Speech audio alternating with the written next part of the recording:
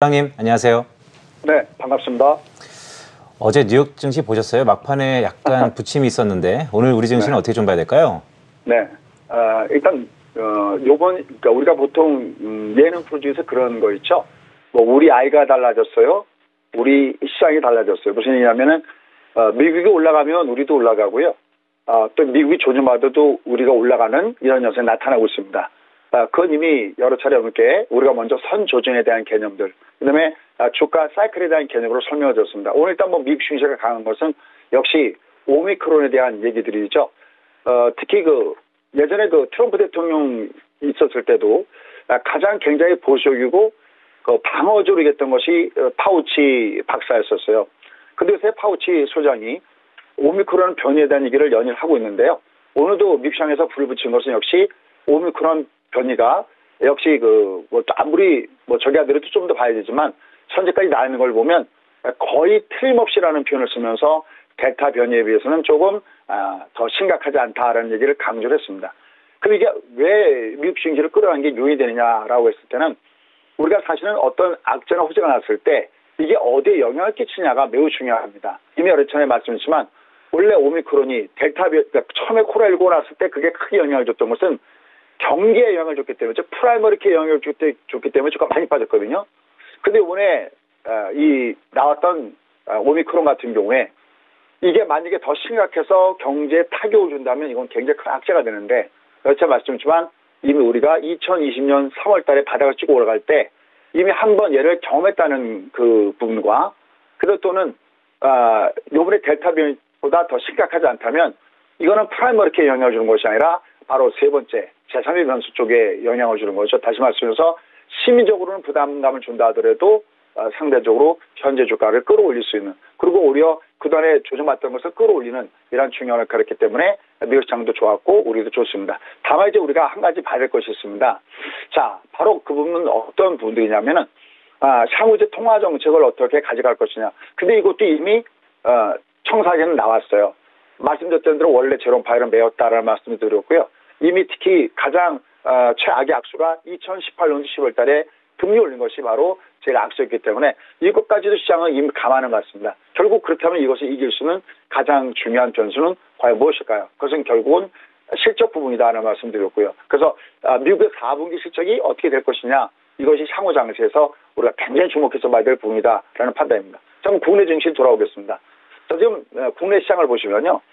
드디어 국내 시장이 이름하여 엠파동 구간에 들어가 있습니다. 참 많이 질문받았던 겁니다.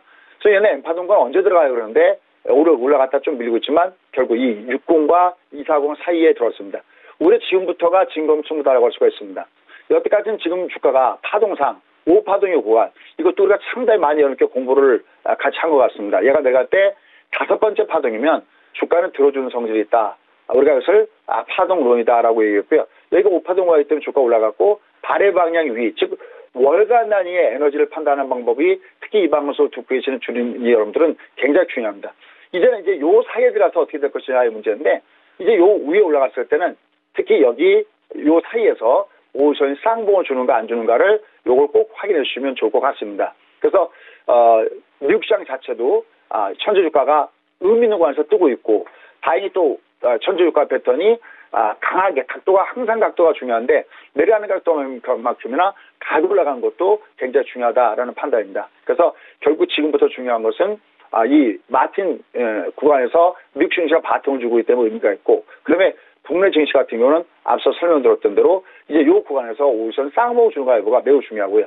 그에 앞서서 1차적으로 얘는 이건 이제 우리가 대응의 전략이라고 그래요. 트렌드 팔로잉이라고 그러는데 계속 얘기지만 저는 파송을 같이 하기 때문에 이건 예측하면 죽습니다. 그냥 얘가 내려가면 매도 쪽이고요. 이게 올라가면 매수 쪽입니다. 거꾸로 올라가다가 이게 5선 아래 내려가면 조심해야 되겠죠. 그래서 얘가 지금 오늘 올라가다가 밀리는 것은 올라가서 밀린 것이지 얘가 지금 꺾인 건 아닙니다. 그래서 여전히 현재 주가 패턴은 흐름은 여전히 양호하다. 다만 이제 위클리 옵션이 바로 우리 목요일인데 이번에 위클리 옵션 정도가 아니라 선물 옵션 만기가 내일 동시에 돌아옵니다. 그럼 얘가 내일은 더욱더 변동성 주가가 굉장히 좋기 때문에 이게 따른 위아래 혼조 양상은 당분했을 가능성이 없다. 하지만 얘는 여전히 5호선을 따라서 움직이는 부분이기 때문에 하단에 내가 때는 저점대에서는 여전히 매수가 있는, 이번에 12월 달은 다른 때랑은 좀 다른 이런 주가 흐름이 어떻게 할 수 없다는 것을 역시 염두에 두시고 포인트를 잡아가시면 좋을 것 같습니다. 자, 그럼 이런 관계에서 오늘 우리가 주요 종목군들 좀 살펴보도록 하겠습니다. 자, 에코프로, 그 다음에 알테오젠, 그 다음에 디오 이렇게 했는데요. 저 에코프로비엠 같은 경우도 이렇게 보시면요. 이렇게 쉽게 죽질 않습니다. 이거 이때 밑으로 내렸을 때 항상 밑에서 보시면 이 마진 결정을 꼭 보시고요. 근데 위에서 주가가 조정을 들려면요. 이 위에 있는 이 빨간 선이 최소한 쌍봉을 줘야 꺾어집니다. 이렇게 매분기 때는 결국 시간이 지나면 올라가고 매분기 때는 시간이 지나면 올라가는 이런 모습을 보셔야 되겠고요. 특히 에코비론 같은 경우는 해외 대규모 투자 교육이 나오고 있습니다. 특히 양극재 생산 능력이 늘어나고 또 테슬라의 주가의 영향도 크게 영향을 받고 있습니다. 그래서 얘들도 역시 끝나기 전까지는 끝난 게 아닙니다.